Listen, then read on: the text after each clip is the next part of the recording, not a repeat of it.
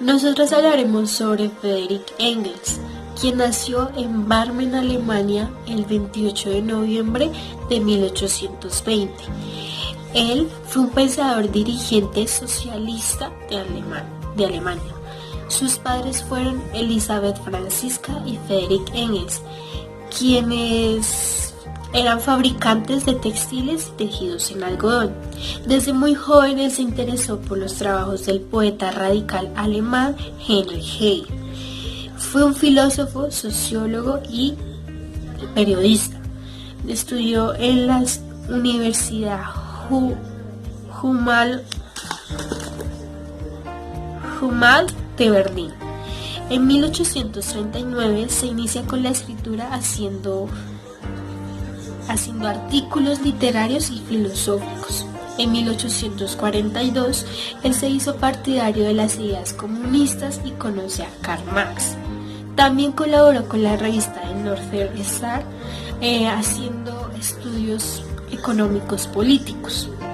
En 1848 trabaja en una fábrica de textiles en Manchester. Él también fue parte de la Revolución Alemana en 1845. También se interesó mucho por las ciencias físicas, las ciencias militares, las ciencias matemáticas, la antropología, la lingüística y la filosofía. En 1870 estuvo en Londres y se convirtió en un miembro del Consejo General de Asociación Internacional de los Trabajadores. En 1872 siguió el contacto con todos los revolucionarios de todo el mundo.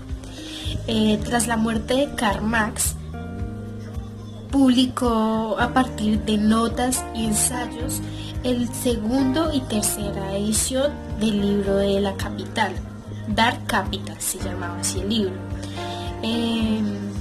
Unos datos de Karl Marx que yo logré encontrar fue que él heredó el Renacimiento del Renacimiento.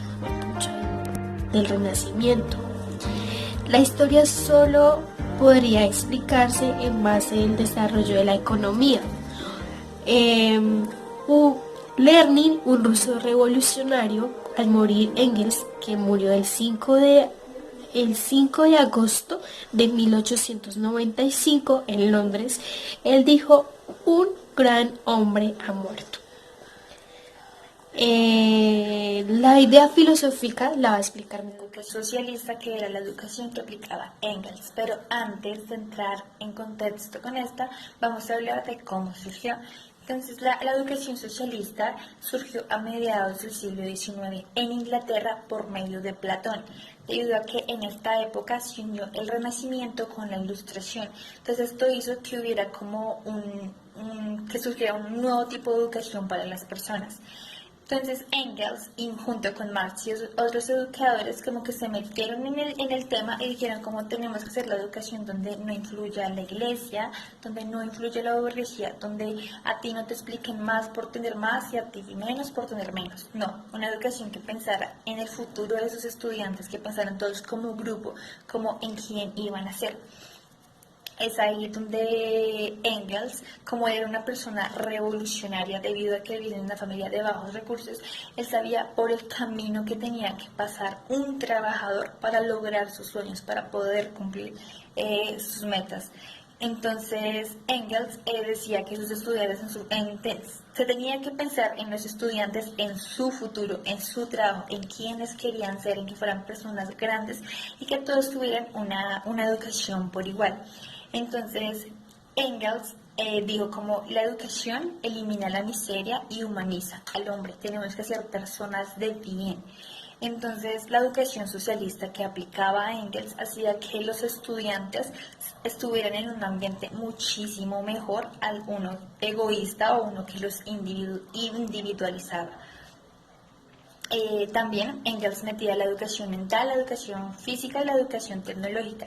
La educación mental era lo que tú aprendías, lo que se te quedaba en tu cabeza y lo que tú dabas a conocer más adelante.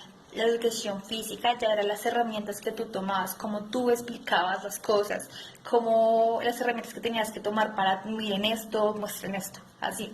Y la educación tecnológica, digamos, ya es más avanzada, ya de nosotros, de nuestro siglo, donde nosotros utilizamos herramientas como estas para dirigir, para explicar un tema, opiniones, ideas, para comunicar algo, donde utilizamos los recursos que nos dan, pero que sean de una buena forma y de una buena manera.